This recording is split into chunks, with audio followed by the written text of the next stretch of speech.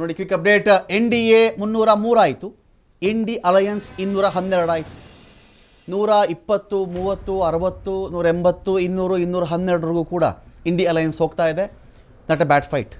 ಏನೋ ತೀರಾ ಕಳಪೆ ಪ್ರದರ್ಶನ, ಇವರಿಗೆ ಏನು ಗೊತ್ತೇ ಆಗ್ತಿಲ್ಲ, ಆ ಥರದ್ದೇನೂ ಇಲ್ಲ ಇಲ್ಲಿ. 303, 212, 303 ವರ್ಸಸ್ 212 ಈಗಿರ್ತಕ್ಕಂಥ ಒಂದು ಫೈಟ್ ಇದು. 28 others crucial, others may be crucial ಆಗಬಹುದು. ಅದರ್ಸು ಇದೊಂದು ಕಡೆ ಇರಲಿ. ಇನ್ನೊಂದು ಕಡೆ ನಾವು ಕರ್ನಾಟಕ ಅಂತ ಚೆಕ್ ಮಾಡಿಕೊಂಡಾಗ 17ರಲ್ಲಿ BJP ಇದೆ, 8ರಲ್ಲಿ ಕಾಂಗ್ರೆಸ್, 3ರಲ್ಲಿ JDS. ಕಾಂಗ್ರೆಸ್ ಅವ್ರನ್ನ ಕೇಳಿದ್ರೆ 15ವರೆಗೂ ಇದೆ ಸ್ವಾಮಿ ನಮ್ಮದು, 15ರಿಂದ 20 ನಾವು ಬರಬಹುದು ಅಂತ ಕಾಂಗ್ರೆಸ್ನ ನೀವು ಯಾವುದೇ ಲೀಡ್ರಿಗೆ ಮಾತಾಡಿಸಿ ಅವರ ಕಾನ್ಫಿಡೆನ್ಸ್ ಅದು ಇರಲಿ. ಉತ್ತರ ಪ್ರದೇಶ ಬಹಳ ಬಹಳ ಬಹಳ ಕ್ರೂಷಿಯಲ್ ಆಗಿ ಸಾಗ್ತಾ ಇದೆ.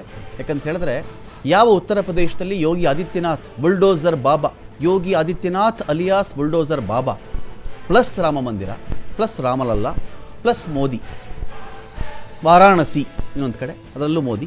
ಸೊ ಇದೆಲ್ಲ ಇದ್ದುಕೊಂಡು ಇದೇ ಉತ್ತರ ಪ್ರದೇಶದಲ್ಲಿ INDI alliance better performance versus NDA ಅಂತ ಇಲ್ಲಿ ಇದೊಂದು ಭಾಗ.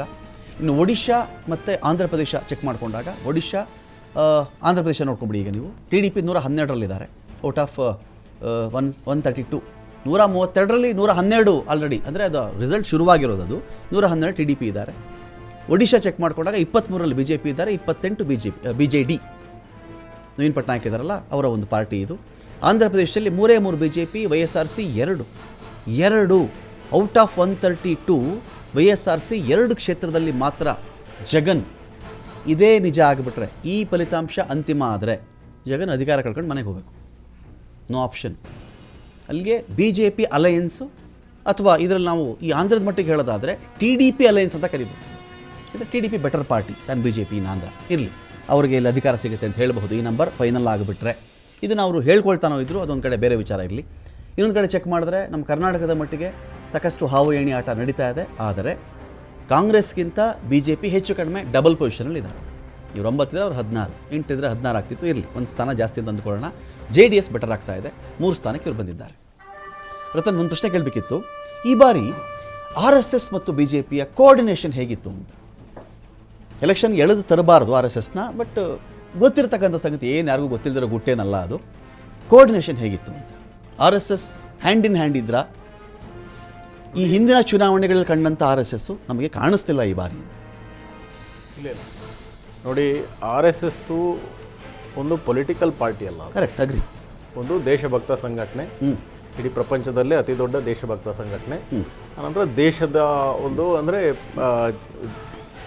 ಸ್ವಯಂ ಸೇವಕ ಸಂಘಟನೆ ಅದು. ಅಂದರೆ ದೇಶದ ಜನತೆಗೋಸ್ಕರ, ಅಂದರೆ ದೇಶ ಒಂದು ನ್ಯಾಷನಾಲಿಟಿಯ ಒಂದು ಇಶ್ಯೂ ಅಲ್ಲಿ ಅವರು ಕೆಲಸ ಮಾಡ್ತಾರೆ. ಆನಂತರ ಭಾರತೀಯ BJP ಒಂದು ನ್ಯಾಷನಲ್ ಅಜೆಂಡಾವನ್ನು ಇಟ್ಟುಕೊಂಡು ಮುಂದುವರಿತಿರೋದ್ರಿಂದ ಹಲವು ಬಾರಿ ಇವರೇ ಹೇಳಿದ್ದಾರೆ, ಯಾರು ಸಂಘದ ಮೋಹನ್ ಭಾಗವತ್ ಅವರೇ ಹೇಳಿದ್ದಾರೆ.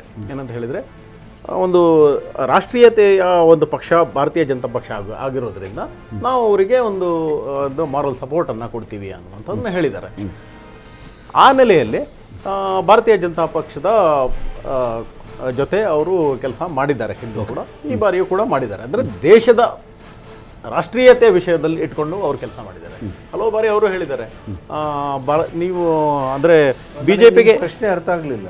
ನೀವು ಯಾಕೆ ಇನ್ನೊಂದ್ಸಲ ರಿಪೀಟ್ ಮಾಡಿ? ಒಂದು ನಿಮಿಷ, ನಿಮ್ಮ ಪ್ರಶ್ನೆ ಸರಿಯಾಗಿ ನನಗೆ ಅರ್ಥ ಆಗಿದೆ. RSS ಈ ಚುನಾವಣೆ ಮಟ್ಟಿಗೆ BJP ಜೊತೆಲಿ ಅಷ್ಟೊಂದು ಹ್ಯಾಂಡ್ ಇನ್ ಹ್ಯಾಂಡ್ ಇದ್ರು ಅಂತ ಅನಿಸ್ತಿಲ್ಲ. ಸರಿ, ಅಷ್ಟಕ್ಕೆ ಸೀಮಿತ ಆಗಿರೋಣ. ಓಕೆ, ಆಯಿತಾ. ಆದ್ದರಿಂದಾಗಿ ರಾಷ್ಟ್ರೀಯತೆ ವಿಷಯ ಬಂದಾಗ ಅವರು ಭಾರತೀಯ ಜನತಾ ಪಕ್ಷಕ್ಕೆ ಸಪೋರ್ಟ್ ಮಾಡಿದ್ದಾರೆ. ಅದು ಹಿಂದೆ ಕೂಡ ಮಾಡಿದ್ದಾರೆ. ನರೇಂದ್ರ ಮೋದಿ ಅವರು RSSನೇ ಓವರ್ಟೇಕ್ ಮಾಡ್ಕೊಂಡು ಹೋಗ್ತಿದ್ದಾರೆ ಅಂತ. ನೋಡಿ, ಭಾರತೀಯ ಜನತಾ ಪಕ್ಷ ಒಂದು ರಾಜಕೀಯ ಸಂಘಟನೆ, ರಾಜಕೀಯ ಪಕ್ಷ. ಓಕೆ, RSS ಒಂದು ಇದು ಏನು ದೇಶಭಕ್ತ ಸಂಘಟನೆ, ಆಯಿತಾ. ಇವಾಗ ಭಾರತೀಯ ಜನತಾ ಪಕ್ಷಕ್ಕೆ ಅವರು ಹಿಂದಿನಿಂದನೂ ಈವಾಗಲೂ ಕೂಡ ಅವರು ಸಪೋರ್ಟ್ ಕೊಡ್ತಾ ಇದ್ದಾರೆ. ಬ್ಯಾಕ್ ಸಪೋರ್ಟ್ ಏನು ಕೊಡ್ತಿದ್ದಾರೆ ಅಂತ ಹೇಳಿದ್ರೆ, ನ್ಯಾಷನಾಲಿಟಿಯ ವಿಷಯದಲ್ಲಿ ಬಂದಾಗ ಮಾತ್ರ ಅವರು ಸಪೋರ್ಟ್ ಮಾಡ್ತಿದ್ದಾರೆ. ಓಕೆ, ಅವರು ರಾಜಕೀಯಕ್ಕೆ ಬರಲ್ಲ, ಅವರು ರಾಜಕೀಯಕ್ಕೂ ಇದಕ್ಕೂ ಏನು ಸಂಬಂಧ ಇಲ್ಲ, ಆಯ್ತಾ.